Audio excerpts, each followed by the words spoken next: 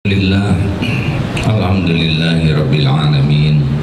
Alhamdulillahilladzi khalaqal mauta wal hayata liyabluwakum ayyukum ahsanu amala wa huwal azizul ghafur. Allahumma salli ala sayyidina Muhammadin wa ala alihi wa ashabihi ajma'in. Ya Allah, Allahumma aftah lana hikmataka ya Rabb, wansur alaina rahmataka ya dzal jalali wal ikram. Allahumma a'inna ala zikrika wa syukrika wa husni ibadatik. Ya muqallibal qulub, tsabbit qulubana ala ya Allahumma ya muqallibal qulub, tsabbit qulubana ala dinika wal iman. Allahumma yassir lana umurana wa hasil maqasidana. Berkahi majlis ini wahai yang maha menatap. Catatkan siapapun yang hadir ini engkau hadirkan di Baitullahmu. Catatkan siapapun yang hadir ini engkau hadirkan di surgamu. Amin ya Allah ya Rabbal Alamin. Alhamdulillah, hadirin saya mohon maaf terlambat. Diuji berangkat dari Bandung jam 2, pengajian di Al-Muhajirin agak capek sedikit jadi terlambat ke sini, mohon maaf. A'udzubillahi minasyaitonirrajim. Bismillahirrahmanirrahim. Wal 'asr. Innal insana lafi khusr illa alladziina amanu wa 'amilus shalihat wa tawasaw bil haqq wa tawasaw bis sabr. Sesungguhnya setiap insan dalam kerugian kecuali satu, yang beriman, dua, beramal soleh, tiga, saling berwasiat dalam kebenaran, empat, saling berwasiat dalam kesabaran. Menurut Imam Ibnu Qayyim, semoga Allah merahmati beliau, bahwa orang itu tidak akan rugi. Orang tidak rugi itu beruntung, ya. Seperti ada genteng jatuh tidak kena kepala, untung atau rugi? Ada genteng jatuh tidak kena kepala, untung atau rugi? Untung. Jadi yang namanya untung tuh tidak harus dapat sesuatu, tapi terhindarnya dari keburukan juga untung. Benarkah hadirin? Nah, jadi jangan menganggap untung itu dapat uang, tidak kebakaran tokonya juga sudah untung, ya. Walaupun tidak ada yang beli. Jadi kalau suami tidak bawa uang, asal suaminya pulang sudah untung.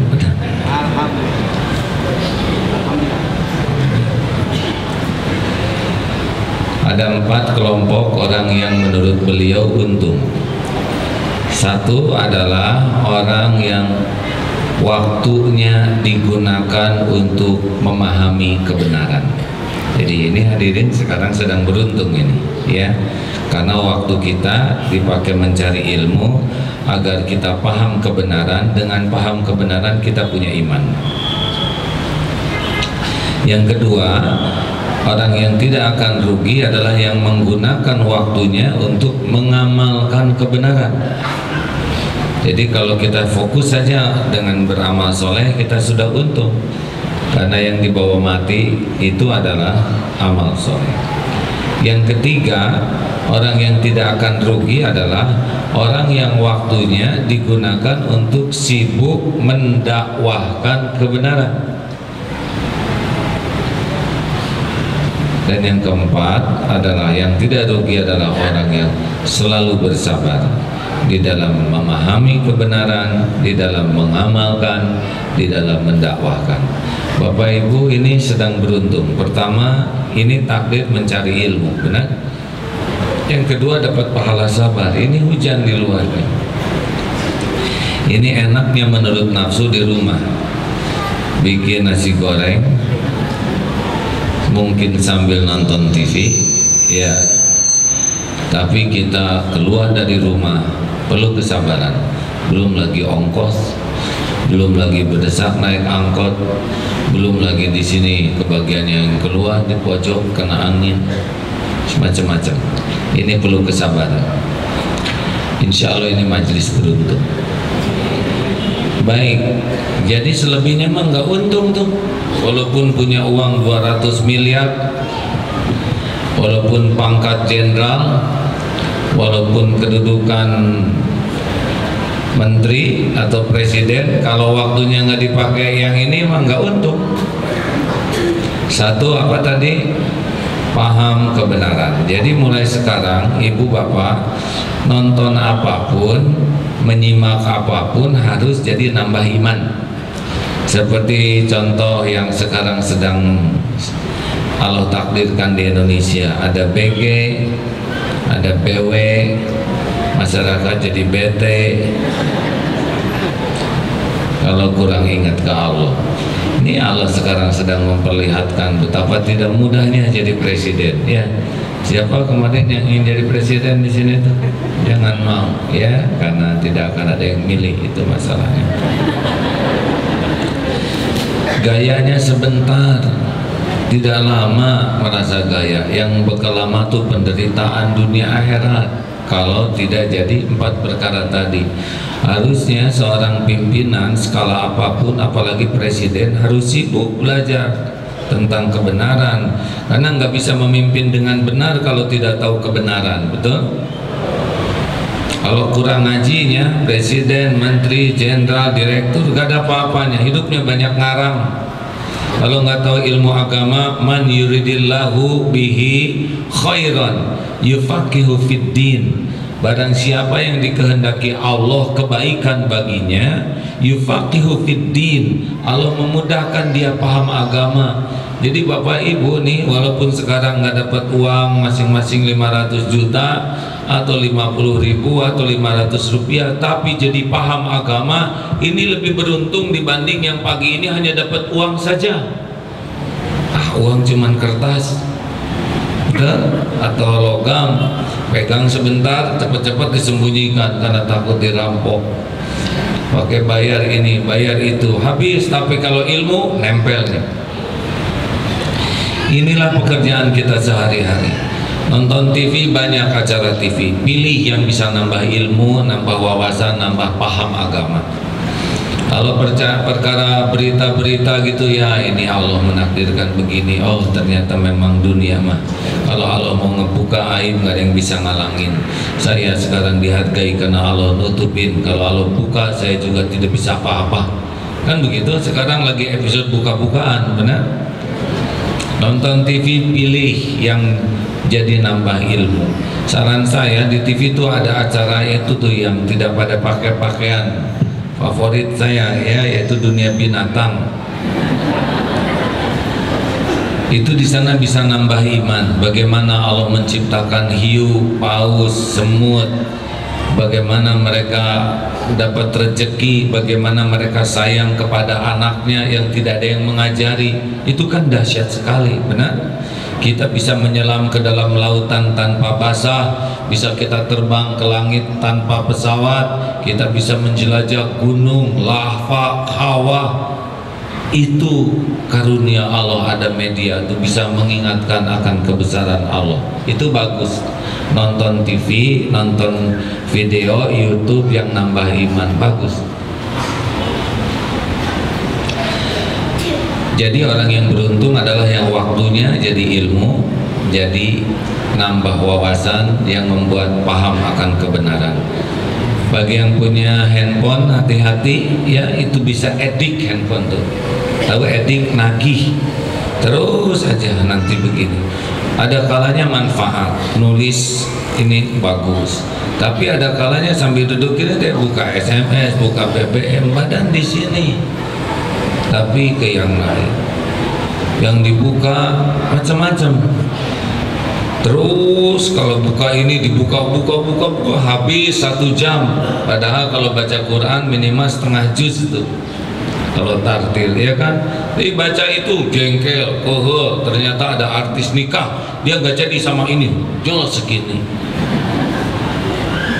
Kumaha siapa yang jodoh. Nonton sepak bola jadi ama, mau tahu caranya nonton sepak bola? Terserah Allah siapa yang menang juga ya. Mereka semua hamba Allah. Sok, pada saya emang nggak ikutan. Sini gol, alhamdulillah. Masuk lagi sini gol, alhamdulillah. Kumaha sok. Enak nambah iman hati daripada jerewet sendiri terus stroke ya.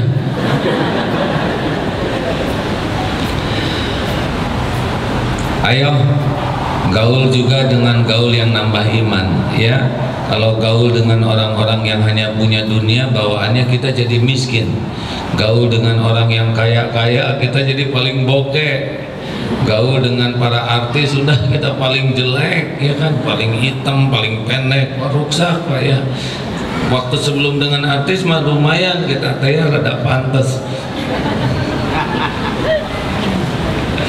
Gaul dengan orang-orang yang berpangkat, kita jadi kayak ya begitulah, kacung. Gaul dengan duafa, kita jadi syukur, betul. Gaul dengan orang ahli tahajud, kita dibangunin. Gaul dengan hafiz Quran. Saya boleh cerita nikmat? Kemarin baru pulang dari Kuningan, diundang wisuda Yayasan Karantina Tahfiz Quran Indonesia ya. Programnya 1 bulan, bisa hafal Quran 1 bulan, selesai itu setoran. Dari 43 orang ada beberapa yang belum selesai, ada yang 20 juz, 16, ada yang 25, ada yang 30 juz tuh sehari sejuz hafal. Alhamdulillah salah satu diantaranya anak saya ya, bahagia, senang tuh hadirin. Masya Allah, itu karena lingkungannya semuanya menghafal Quran. Coba kita lingkungan yang tukang main handphone, main internetan, yang ngobrolin tetangga ngobrol, tapi lingkungannya penghafal Quran, ngapalin dan mau ngajak ngobrol juga yang itunya menghafalin Quran. Beda dengan yang lingkungannya tidak suka menghafal, kita ngapalin juga diajak ngobrol. 2. Amilus shalihat. Jadi yang kedua, waktu itu adalah untuk amal. Karena kita mati seperti yang diucapkan Ustadz tadi, bahwa memang nggak ada yang dibawa selain amal. Walaupun punya hotel, nggak mau dia bawa kasur ke kuburan, tidak. Punya pabrik semen, tidak mau dicor kepalanya, nggak mau ya.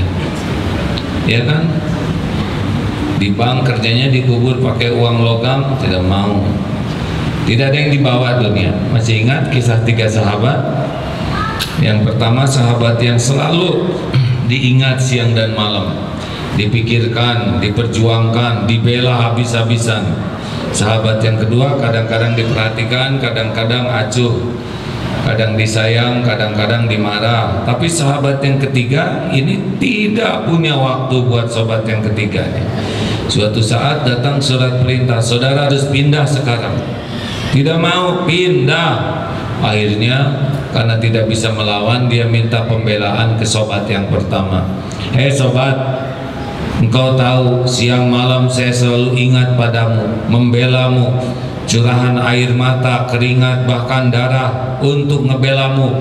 Sekarang bela saya harus pindah. Kata sobat yang pertama, oh maaf aja, saya nggak mau, nggak bisa. Bukankah engkau kubela siang dan malam?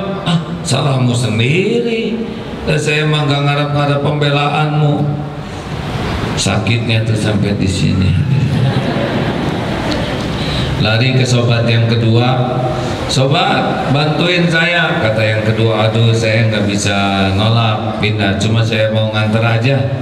Akhirnya diantarlah oleh sobat yang kedua ini sampai ke rumah yang baru. Sampai di pintu rumah mogok, saya cuma di sini aja. Justru saya butuh pembelaan di dalam. Nggak bisa, saya sampai di sini. Maka bicaralah sobat yang ketiga, udah saya coba bantuin lah, saya temenin ke dalam. Oh perih. Akhirnya masuklah ke rumah baru ditemani sobat yang ketiga. Siapakah yang pertama? Siapakah yang kedua? Siapakah yang ketiga? Yang pertama dunia ini. pontang panting pentong, dunia mati.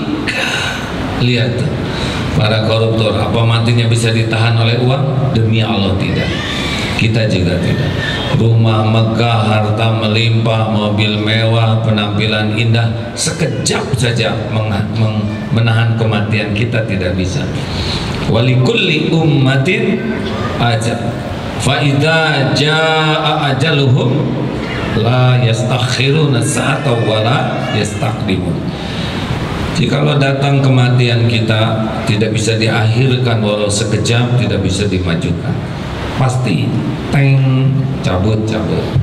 Mau kaya, mau berpangkat, mau berotot, nggak bisa. Mau pengawalnya berapapun, nggak bisa nahan. Sekejap aja tidak. Siapakah sobat yang kedua? Sobat yang kedua adalah keluarga. Kadang disayang, kadang dimarah. Waktu buat keluarga tidak banyak, benar? Dibanding untuk pak-pak dunia. Tapi ada cinta keluarga juga tidak bisa menahan kematian. Paling juga bisa ngantar. Ibu juga ada cinta ke suami itu nggak terlalu dalam ya Bu ya.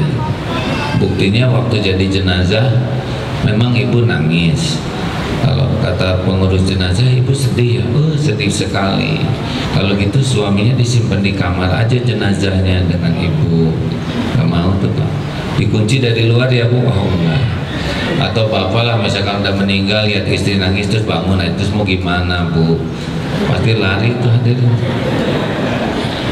Ada kejadian nyata, meninggal di Bogor, dibawa ke Kuningan, nenek-nenek Pak, 71 tahun. Ini kisah nyata, khodimat yang di rumah neneknya ini. Pas dikubur di Kuningan, pada nangis, nenek. Itu di kuburan yang miring itu kakinya gerak-gerak, itu pada loncat semua, kecuali satu. Yang satu juga berusaha loncat tapi nggak nyampe hatinya. Sampai sekarang masih hidup. Udah lari baru ditengok, baru dibawa, hidup dan memang masih hidup. Ya begitulah. Jadi secinta-cinta keluarga tidak ada yang nemani di alam kubur. Benar? Makanya jangan terlalu lebay dengan love story ya, cinta-cinta. Jangan terlalu diobral kata-kata cintalah, cenderung banyak yang disembunyikan. Nah yang ketiga apa? Amal soleh. Makanya sekarang bagi kita robah. Bisnis itu, kerja itu bukan untuk duniawi, tapi sebagai amal soleh. Jadi dagang itu bukan untuk nyari uang, dagang itu nyari amal soleh. Jadi pembeli mau beli, mau nggak beli, mau nawarnya nggak enak. Ini harga berapa? 25.000, 2.500 ya. Ini kan nyelekit sekali ada. Tapi ingat, ini amal soleh saya nggak dapat uangnya, dapat pahalanya, benar? Jadi bagi kita robah mindsetnya. Saya kerja adalah amal soleh, saya ke kantor adalah amal soleh. Makanya syarat amal dua, niatnya lurus, caranya benar. Nggak usah pakai licik, nggak usah pakai nipu, pokoknya lillahi ta'ala. Jangan risau tentang rezeki. Rezeki itu sederhana. Kita tidak tahu rezeki kita di mana, tapi rezeki kita tahu kita di mana. Nih contohnya, ya. Saya tidak tahu yang nanam pohon jeruknya di mana, tapi jeruk itu tahu saya di sini. Beneran hadirin. Tiap hari saya tidak tahu, tadi makan jambar roti barusan ya, makanya agak telat. Enak atuh hadirin. Beli bubur Manado, saya pikir ini ikannya di mana, tahu saya di sini. Datang itu jambar roti, walaupun segede gini ya, tidak boleh nyebut walaupun, alhamdulillah segede gini. nasi dari mana, sayurnya dari mana, kemudian garamnya dari mana, ngumpul di piring yang buat saya. Jauh-jauh tuh. Coba kalau kita harus nyari jambar roti, belum nyelemnya, belum tentu ketangkap. Jangan-jangan saya ini makan hiu. Alhamdulillah. Makanya saya juga mau minum dulu ya. Habis rezeki saya bisa diambil Ustadz ya Ustadz. Tenang, nggak akan ketukar rezeki itu ya. Ini dari tadi di sini kan segini banyak orang nggak ada yang minum, dari rezeki saya.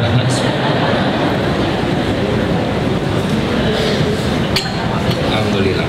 Tapi walaupun sudah dekat belum tentu rezeki. Sering kalau ceramah, apalagi kalau di desa tuh di meja tuh dikasih buah-buahan Pak. Ada buah naga, salak, belimbing, jeruk, anggur. Kapan makannya saya? Mana lagi ceramah buka buah naga. Kadang saya suka mikir gini, ya Allah, ini sedekat ini belum tentu rezeki saya. Selesai selesai ceramah kan salaman, panitia lagi ya, semuanya ada rezekinya ya. Ridho, abdi marido ya. Penting menjadi amal, betul? Ayo niatkan kesibukan jadi amal, dagang jadi amal, juga di rumah tangga ngurus anak jadi amal, ngurus suami jadi amal, ngurus istri jadi amal. Ini merubah sekali aktivitas kita. Tadi di sana di Al-Muhajirin ada yang cerita, aduh anak saya kembar, laki-laki semuanya ada 3, kadang jengkel akibatnya ke suami jadi marah-marah. Kalau pahalanya buat kita nggak rugi. Betul? Ngurus anak secapek apapun pahalanya yang dapat ibu kok. Anak menjengkelkan yang gugur ya dosa ibu. Udah terima aja. Tapi suami saya sekarang nggak kayak dulu. Beda ibu juga sekarang nggak kayak dulu. Ini sama-sama beda. Gimana ya, ada ladang amal. Kelebihannya disyukuri jadi pahala, kekurangannya disabari jadi pahala. Benar, nggak ada ruginya. Siti Asia bersuamikan Fir'aun, nggak ada ruginya tuh. Dan kemuliaan mah tidak tergantung suami, kemuliaan mah tergantung ibu sendiri. Setuju? Bapak juga Pak, istri itu ladang amal ya, kadang-kadang ngejengkelin. Tenang, saya belum punya contoh yang lain. Masih yang dulu kan ada yang baru datang ini, sing sabar kalau punya istri itu ya Pak ya. Suka nggak jelas gitu, apa-apa. Jangan mudah terpengaruh, jangan mudah jengkel, apalagi mudah marah, jangan Pak. Masih ingat contoh yang dulu Bu? Saya pakai baju yang mana nih Pak? Yang kuning, yang merah, yang bagus? Yang kuning bagus Bu. Kalau yang merah? Merah juga bagus. Yang dipakai tuh yang biru lagi Pak. Yes, jangan Ibu capek-capek di komen. Amal soleh. Lagi pakai baju Pak, gimana Pak? Pakai baju ini langsingnya kelihatan. Iya langsing. Berarti pakai itu gendut ya. Salah lagi. Tenang. Ini saya baca di BBM ya, bukan istri saya ngomong gini hari ini. Ada lagi lewat, ngeliatin perempuan itu, cakepan mana dia sama saya? Ya cakepan ibu dong. Bohong. Ya kalau gitu cakepan dia, dasar lelaki kurang aja. Makanya ladang amal Pak. Jangan mudah terpancing, jangan emosi. Kemana aja Pak? Kok di BBM nggak ngebales aja? Kan lagi sibuk. Pas dilihatnya dia di rumah gini, terus ya sama. Memang begitulah dunia wanita.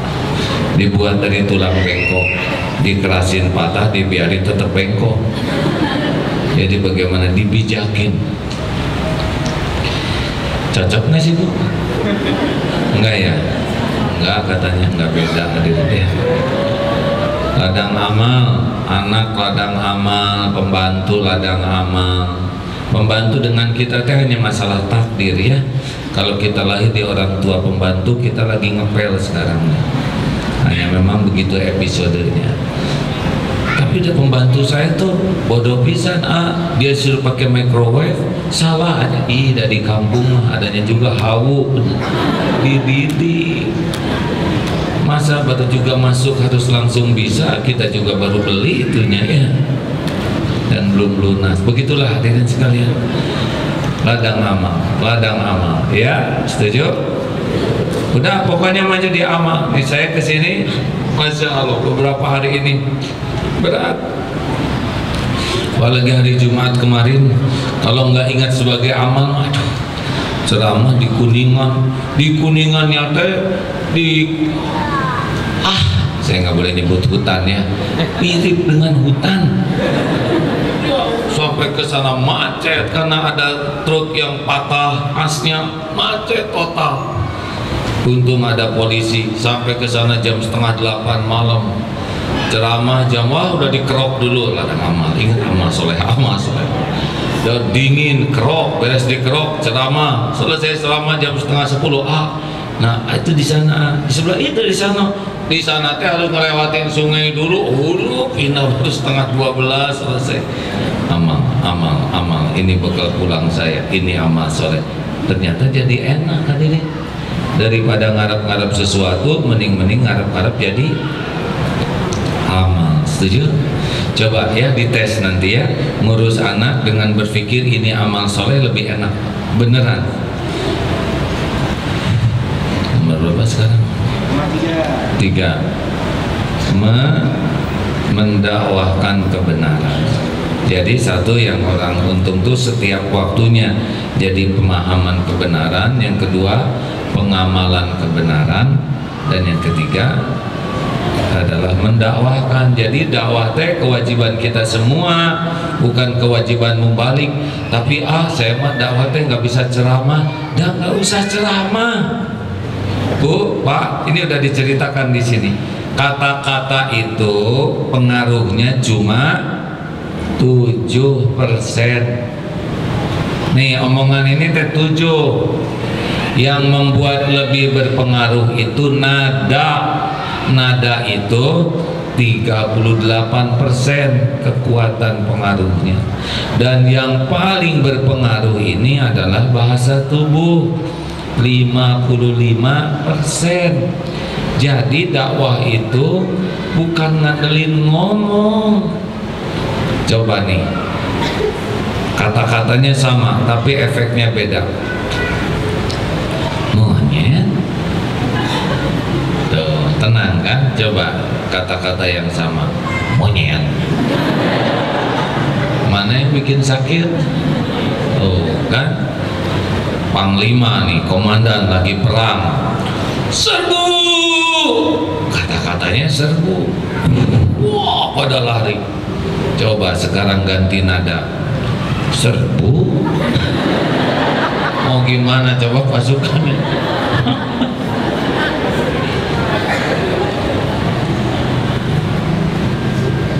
Sekarang suami ke ibu, aku sayang padamu ibu. Sayang nggak sih bu? Kata-katanya kan sayang ya. Aku teh sayang padamu. Apalagi pakai gerakan ye uang ye, sambil dikasihkan 20 juta, tapi uang logam semua ke wajahnya. Gak ada gunanya kata-kata cinta, benar? Betul? Ayo semua terlibat dalam dakwah ya. Dakwah Islam tuh yang paling penting yassiru wala tu'assir. Datangnya Islam itu untuk memudahkan, bukan untuk mempersulit. Jadi orang yang Islam itu hidupnya tuh jadi mudah, tapi orang yang kurang Islami hidupnya ribet.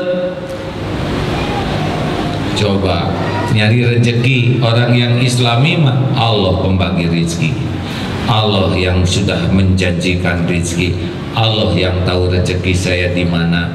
Kerja di sini tidak harus rezeki datang di sini. Dah Allah mah ngatur sesuka Allah.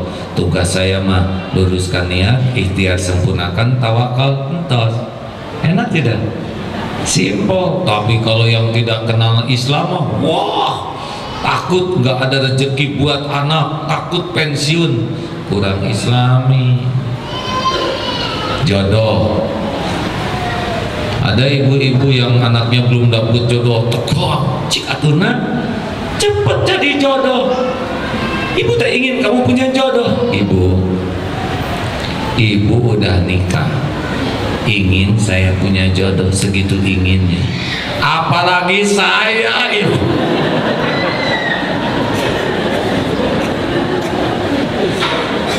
Jadi gitu, si ibu lihat, anak langkung lihat. Tapi kalau dengan Islam, nah kapan kamu nikah? Bu, saya sudah niat.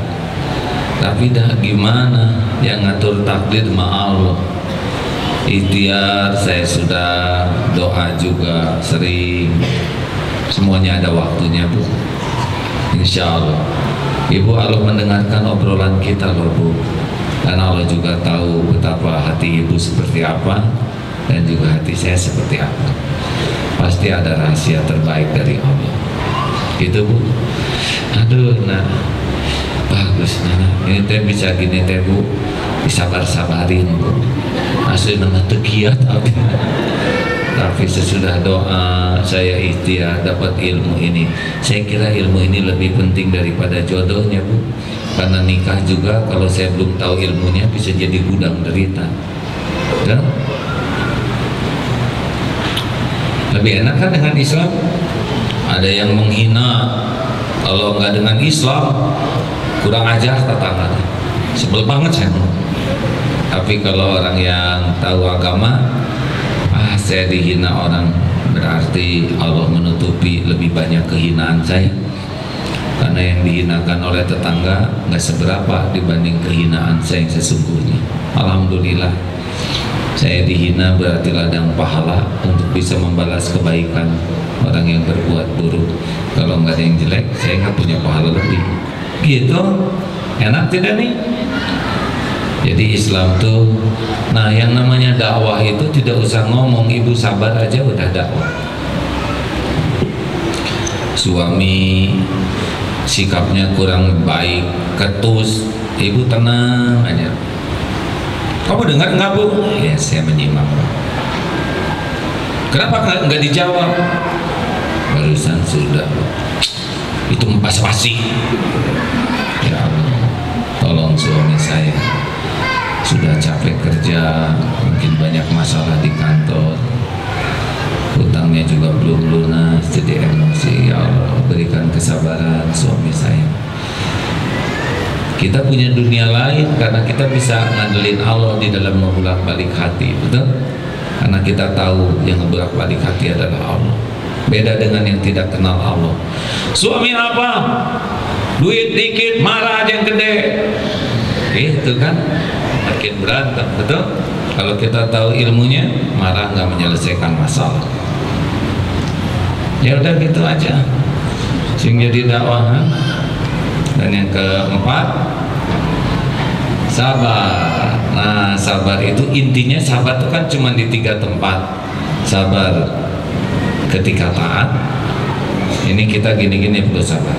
Sabar ketika menjauhi maksiat. Dan yang ketiga, sabar menyikapi takdir. Intinya sih di sana. Bapak, Pak, mau dapat ilmu khusus nggak nih? Ini saya dapat nasihat ini mantap sekali. Ibu maaf ya, ini khusus buat lelaki dulu ya. Ini tentang sabar menyikapi maksiat. Suatu saat ada seorang bapak-bapak muda, umur 30-an lah, datang ke ulama. Syekh, saya ada masalah berat, saya nggak bisa cari solusinya nih, gimana? Dulu sebelum saya melamar, sebelum saya nikah dengan istri saya ini, waktu sebelum nikah tuh saya lihat tuh, dia tuh satu-satunya tuh wanita yang paling menawan, paling rupawan. yang lain enggak, cuma dia. Tapi pada waktu saya melamar dia, saya kok tiba-tiba jadi banyak yang cakep ya. Asalnya cuma dia loh. Ini pas ngelamar saya jadi banyak yang cakep.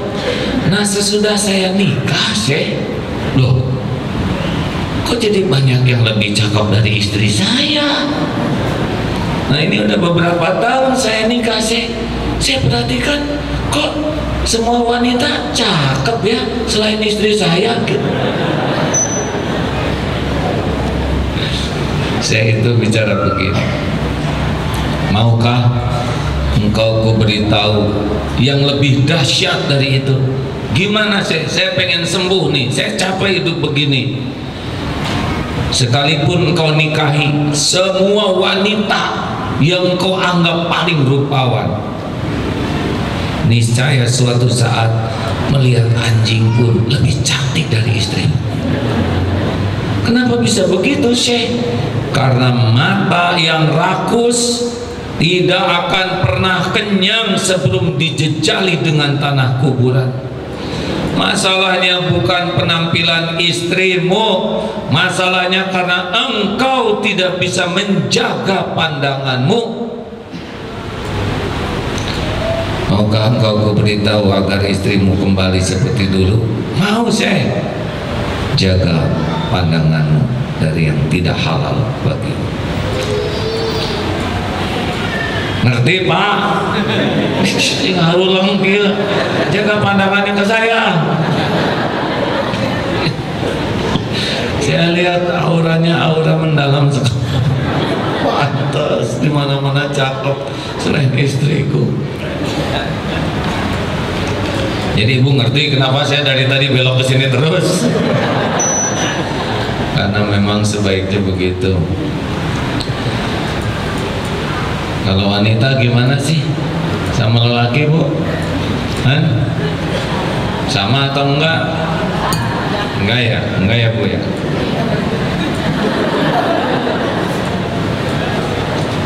Saya nggak tahu perasaan wanita. Saya nggak pernah jadi wanita. Saya mau cerita tentang Al-Quran yang dijamin kebenarannya, tentang Siti Zulaikha dengan Nabi Yusuf.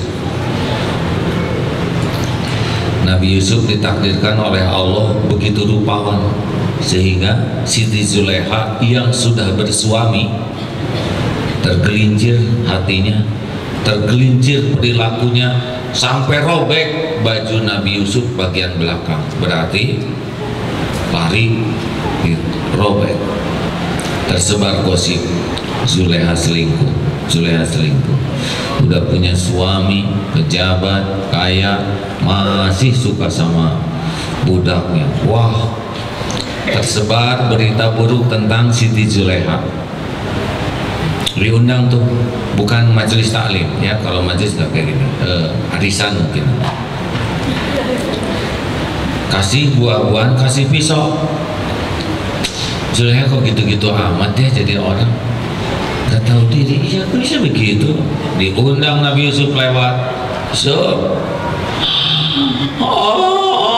ada robek tuh. Semua yang hadir di ruangan itu wanita. Jadi mau ngomong apa saja saya lebih percaya kepada Quran ya. Itu yang robek tangannya tuh wanita. Ngerti mak? Jangan gak ngaku ya. Tapi terserahlah mau ngaku mau nggak. Saya lebih percaya ke Quran, benar? Kata ibu saya mah enggak, ibu mah udah tua. Yang muda-muda, yang sedang-sedang mah udah segitu.